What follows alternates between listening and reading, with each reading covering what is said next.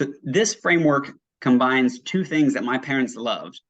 My dad always carried around note cards in his pocket, including at church, where he would make up long division problems to keep little Mike occupied during the priest homily.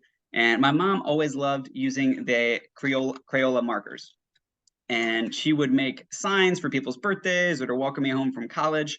And after my mom passed away last year, I actually saved 7 packs of her old markers. So I've got enough ink for a few years to kind of go through with this daily habit and framework where you eat the frog on the note card for breakfast.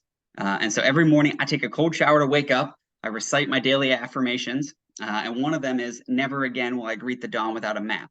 And what that means is the night before I go to bed, I get out a note card and I write down my color-coded frog that I need to eat for breakfast the next day.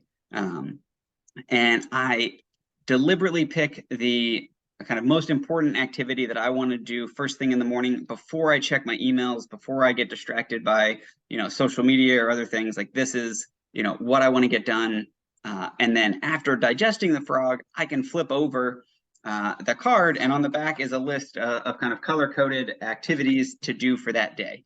And this method I have found to be incredibly effective. One, it takes you out of the technology. There is some kinesthetic kind of tactility of writing with the markers and having this note card on your keyboard before you turn your computer on to know what you want to focus on.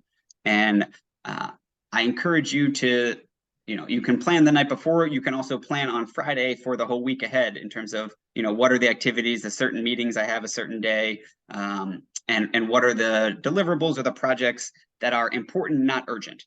There's a key here that this frog is often something that's important and not urgent. It doesn't have to be done by 8 a.m. or 9 a.m., but if you don't use that sacred time before your meetings and the hustle bustle and the context switching kicks in, you're not going to have that focus energy, with that first cup of coffee in the morning.